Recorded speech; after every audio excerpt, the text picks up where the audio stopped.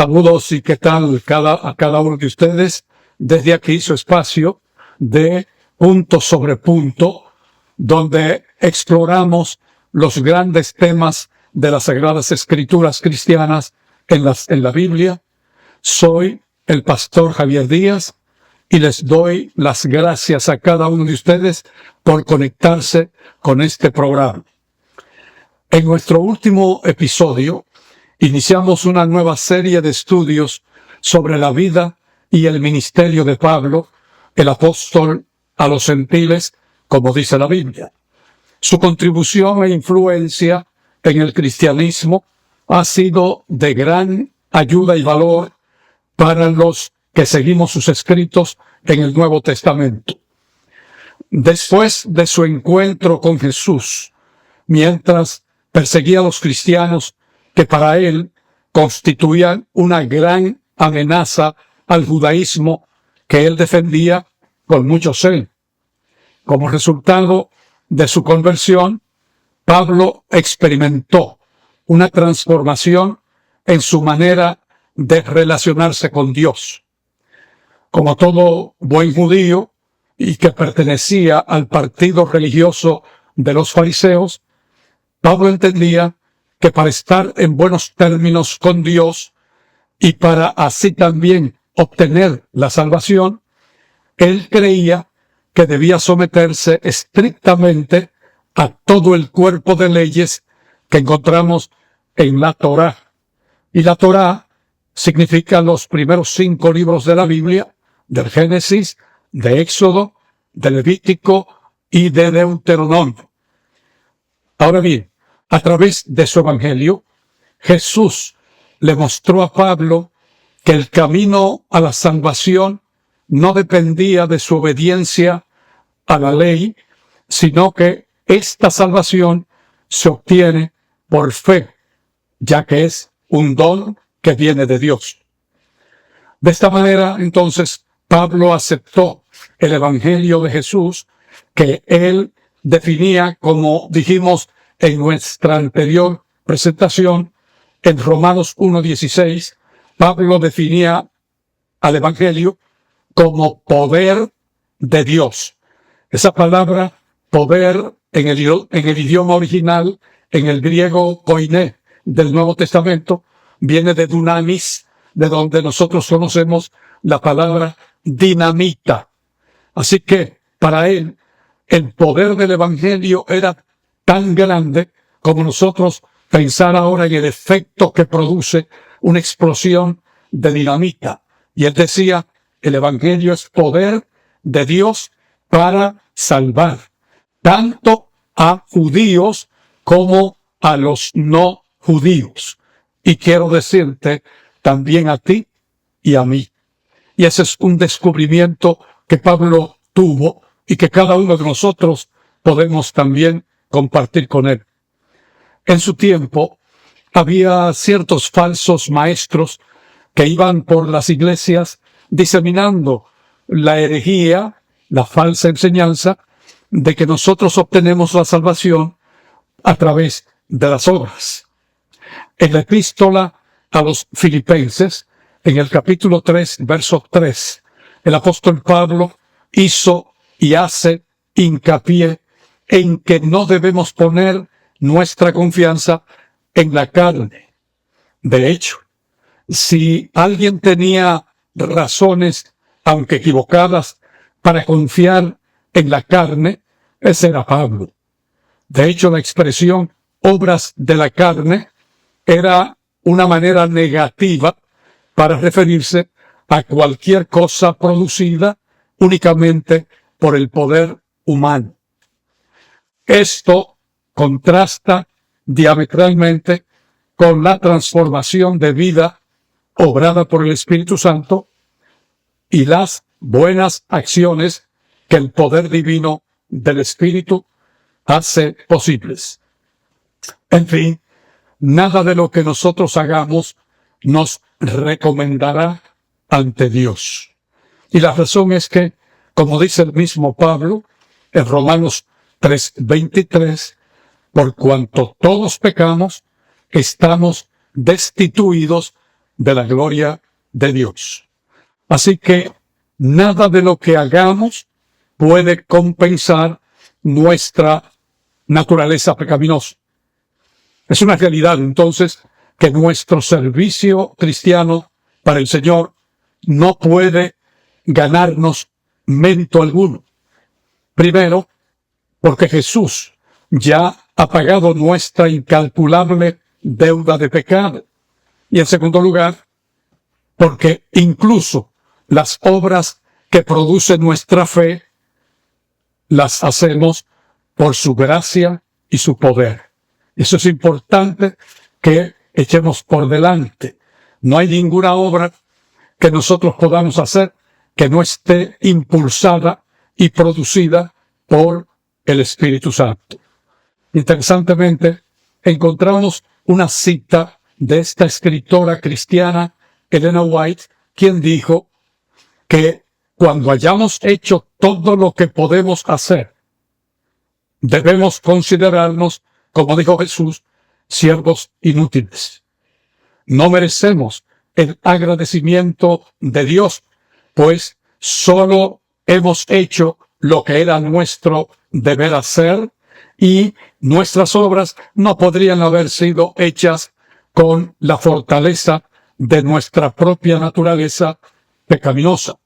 Así que él continúa, o la cita continúa diciéndonos, la fragancia de los méritos de Cristo es lo que hace que nuestras buenas obras sean aceptables delante de Dios, y la gracia que nos capacita para hacer las buenas obras por las cuales Él nos recompensa. Así que hay un balance, un equilibrio entre la gracia de Dios, la fe que Él pone en nosotros, y entonces el producto viene siendo las buenas obras.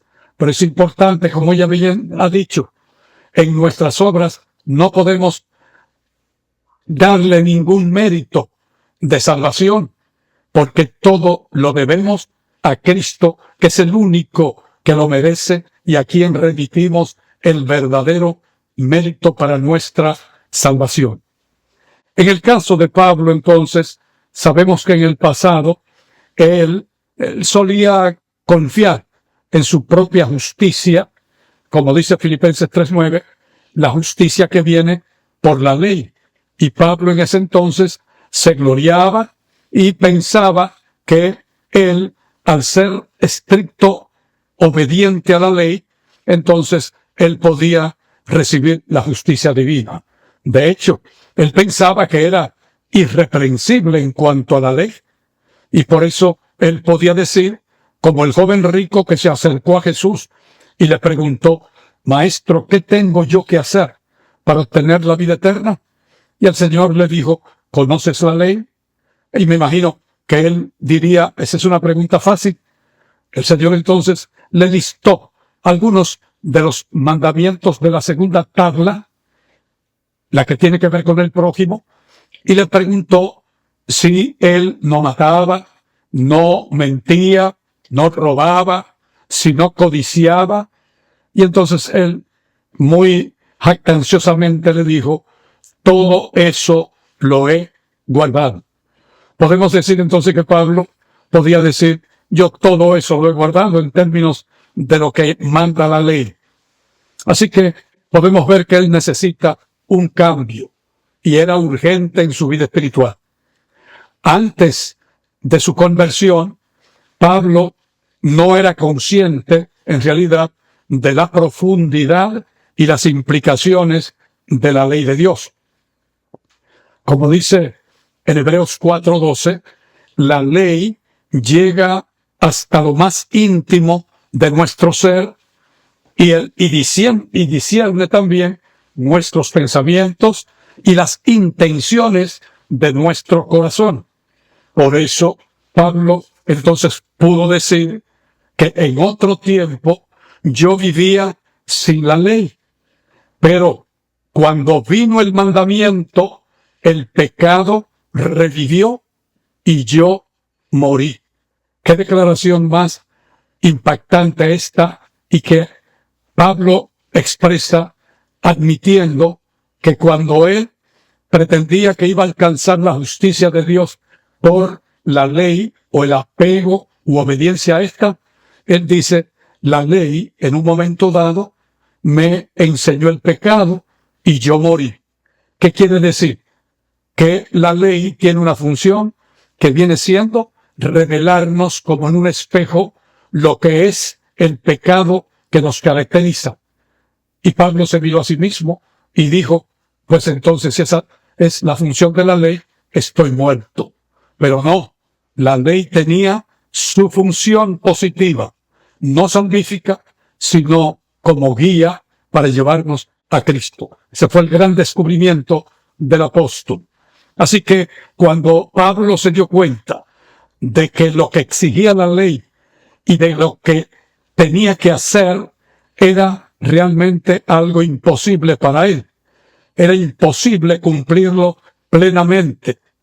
Y por eso él comprendió realmente que estaba perdido mientras fuera esclavo del pecado, cumpliendo por supuesto sus órdenes, ya que el poder del pecado que residía en su interior tenía un control completo sobre él. Él no se daba cuenta, pero luego la luz le llegó.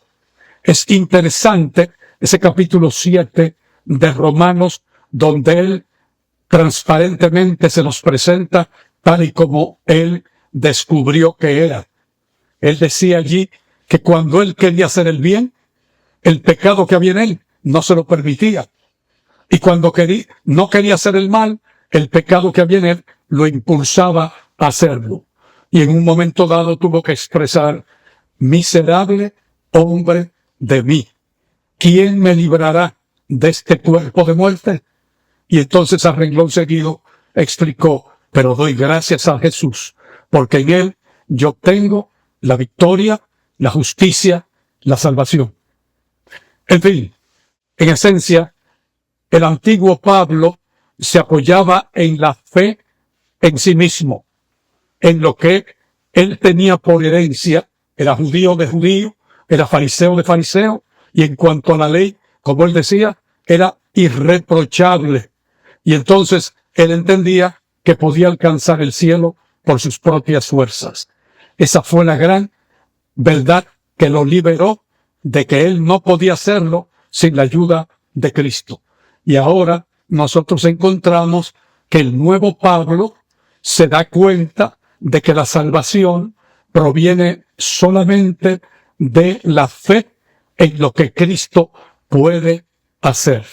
Así, Pablo llegó a ser un hombre feliz y completo en su vida espiritual, porque descubrió que no había garantía en él, en su naturaleza, para salvarse. En resumen, entonces, podemos decir que el plan de salvación es uno muy sencillo, ya que consiste en permanecer en Cristo y tenerlo en nosotros. Como Jesús lo enseñó a sus discípulos, mediante la metáfora bíblica y agrícola, yo soy la vid, ustedes son los pámpanos.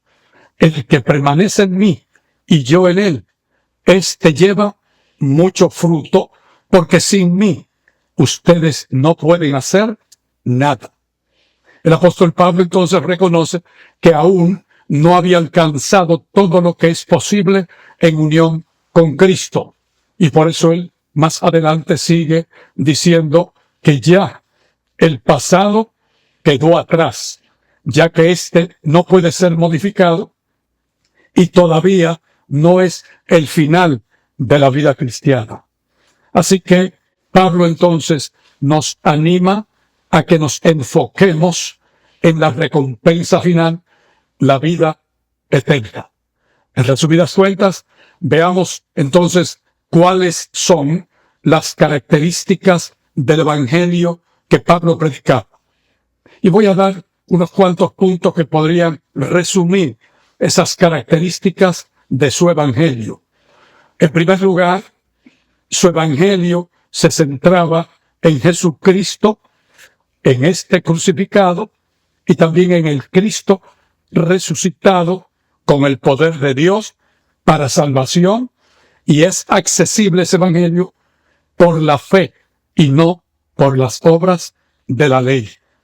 En segundo lugar, otra característica es que por la gracia divina y por la fe, nosotros somos justificados.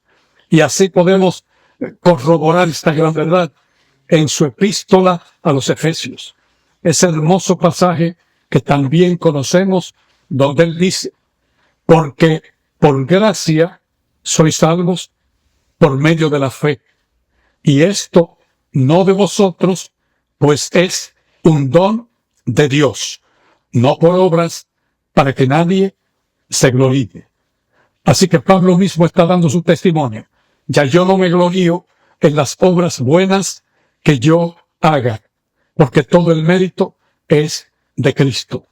En tercer lugar, la tercera característica de Pablo en su evangelio es esta gran verdad que él descubrió, y fue que necesitamos estar unidos a Cristo. Ahí encontramos ese conocido verso de Gálatas 2:20, donde él declara, con Cristo estoy juntamente crucificado, y ya no vivo yo, mas vive Cristo en mí. Y lo que ahora vivo en la carne, lo vivo en la fe del Hijo de Dios, el cual me amó y se entregó a sí mismo por mí. En cuarto lugar, vamos a ver entonces cuál es la cuarta característica del Evangelio de Pablo. Allí él descubre que por medio del Evangelio somos hechos nuevas criaturas. Habrán escuchado esa conocida declaración de Pablo en 2 de Corintios 5:17. De modo que, si alguno está en Cristo, es una nueva criatura, que significa una nueva creación. Las cosas viejas pasaron, he aquí, todas son hechas nuevas.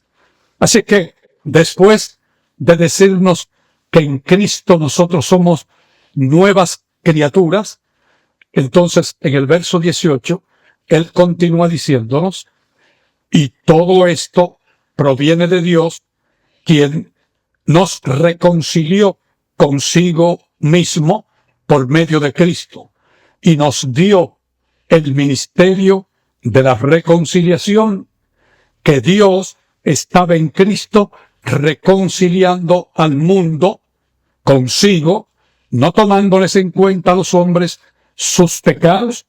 Y ahora viene la parte importante que Pablo resalta en su evangelio. Él nos encargó a nosotros la palabra de la reconciliación. Podríamos, hermanos y amigos, nosotros entender la profunda implicación que tiene esta declaración del apóstol.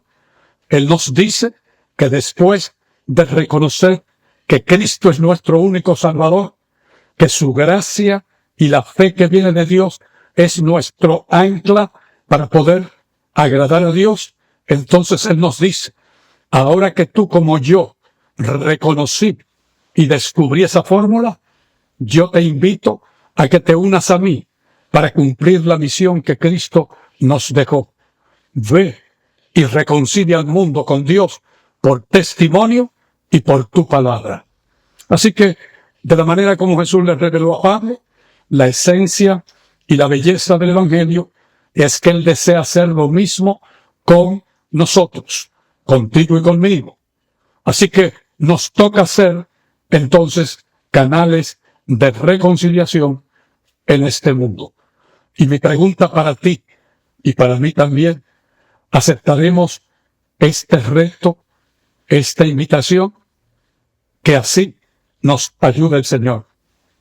Bien, hermanos y amigos, de esta manera estamos concluyendo esta reflexión que es tan importante para nosotros también, al igual que Pablo, poder pasar por su misma experiencia. Que el Señor nos bendiga. Y otra vez, les esperamos en nuestra próxima presentación. Y si este video ha sido para usted de alguna ayuda, dé allí su indicación señalando la campanita de este programa. Así podremos compartir con ustedes eventualmente más contenido que nos ayude y nos bendiga en nuestra vida espiritual. Que el Señor los cuide y nos cuide a cada uno de nosotros.